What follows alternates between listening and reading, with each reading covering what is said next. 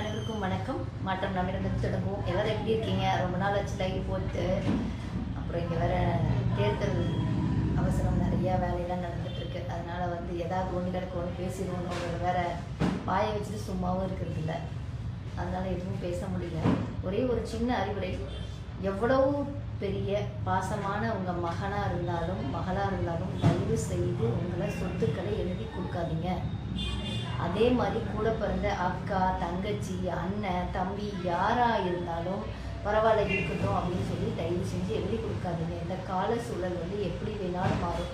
நான் உன்னை பார்த்துக்கிறேன், அம்மா உன்னை மாதிரி யார் பார்த்துக்கிறா, யாருமே பார்த்துக்க மாட்டாங்கன்னு பாசம் காட்டுறீங்க, ரொம்ப பாசம் காட்டுறாங்க. நம்பி எதையும் எழுதி கொடுக்காதீங்க. இந்த உலகத்தில் வாழ வரைக்கும் உங்களுக்கான ஒரு விழி சொந்தமானது ஏதாவது இருந்தால் மட்டும்தான் உங்களை இந்த உலகம் மதிக்கும். அது யாராக வேணா இருக்கட்டும்.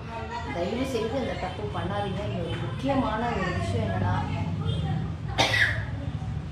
அம்மாக்கள் பையனோட அன்புக்கு மயங்கி தயவு செய்து ஏமாறாதீங்க. என்னோட சொந்த வாழ்க்கையில் நடந்தது நான் சொல்கிறேன். பையன் அம்மான்னு கூப்பிட்டா போதும், அப்படியே அம்மா உயிரை விடுவாங்க. அப்படிங்கிற மாதிரி அம்மா இருந்தீங்கன்னா கடைசியில் அந்த உயிரையும் உங்கள் பையன் தான் எடுப்பான். உங்கள் பையனுக்கு ஒரு வாட்ச் இருக்கணும் வீட்டில், குடும்பத்தையே கமுத்தி டவரா மாதிரி பண்ணி வச்சுட்டு போயிடுவாங்க.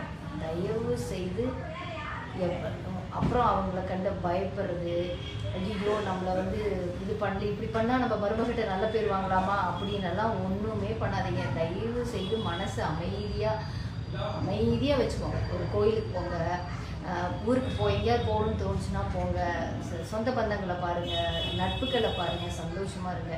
உங்கள் பையன்தான் உங்களை சாப்பிட்டியான்னு கேட்கணும், மருமக எங்கள் அத்தை பரவாயில்ல அப்படின்னு சொல்லணுங்கிற ஒரு வார்த்தைக்காக எதையாவது பண்ணிங்கன்னா சத்தியமாக தெருவில் இருக்குங்க, இல்லைன்னா மயானத்தில் இருக்குங்க. இந்த ரெண்டு தான் நடக்கும். மனசாட்சியே இல்லாமல் பண்ணுறாங்க, மனசாட்சியே இல்லாமல்.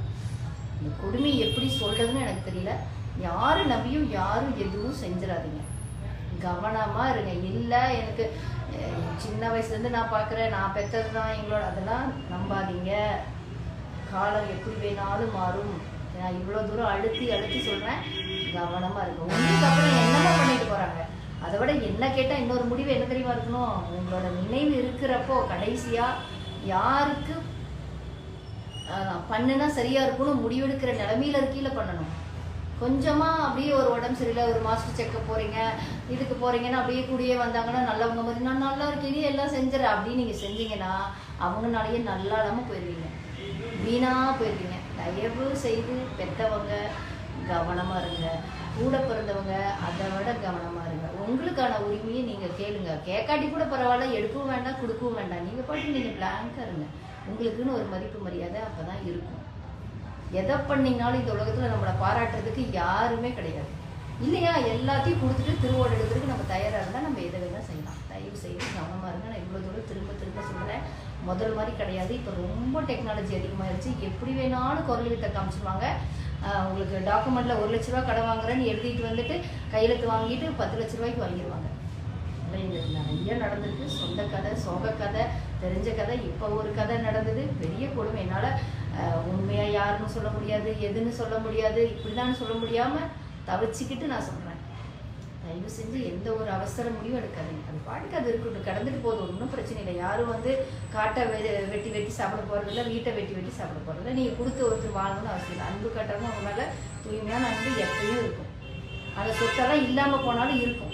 அதை மனசில் வச்சுக்கிட்டு யாருக்காகவும் எதையும் செஞ்சுட்டு இழந்துட்டோங்கிற வழியில், அதோட ஏமாந்துட்டோங்கிற வழியில் துடிச்சு உங்கள் உயிர் போகும். ஏன் போச்சுன்னே தெரியாது. யார்கிட்டையும் சொல்லவும் முடியாது, நெல்லவும் முடியாது. ஏன்னா நீங்கள் ரொம்ப அன்பானவங்க, நல்லவங்கன்னு சொல்லியிருக்கீங்க. அதனால் கொஞ்சம் கவனத்தோட பத்திரமா இருங்க. உங்களோடது உங்களுக்கானதாகவே இருக்கட்டும். எதையும் நம்ம கொண்டு போகல, விட்டுட்டு தான் போகிறோம். அப்புறமா எல்லாம் அடிச்சுக்கிட்டே என்னமோ பண்ணிட்டு போகிறாங்க. நீங்கள் இருக்க வரைக்கும் உங்களுக்கானதாக பத்திரமா வச்சுட்டு சந்தோஷமாக இருங்க, நிம்மதியாக இருங்க. யாரையும் நம்பாதீங்க. இறைவனை நம்புங்க, உங்களை நம்புங்க, வேறு யாரையும் நம்பாதீங்க. சந்தோஷமாக எல்லாருக்கிட்டையும் அன்பு கட்டுங்க. யார் மேலேயும் பாசம் வச்சு ஏமாந்து போகாதீங்க. மனசாட்சி இல்லாமல் ஏமாற்றுவாங்க. எத்தனை நன்மை செஞ்சீங்கனாலும் தீமை தயங்காமல் செய்வாங்க. திருப்பி கேட்டால் நம்ம மேலே தான் சண்டை வரும், பிரச்சனை வரும். நீ என்ன செஞ்சு கிழிச்சேன்னு கேட்பாங்க, யார் கூடயாவது கம்பேர் பண்ணி. தயவு செய்து கவனமாக இருங்க. நான் இவ்வளோ தூரம் சொல்கிறேன்னா ஏதோ ஒரு காரணம் இருக்குன்னு உங்களுக்கு புரியும்னு நினைக்கிறேன்.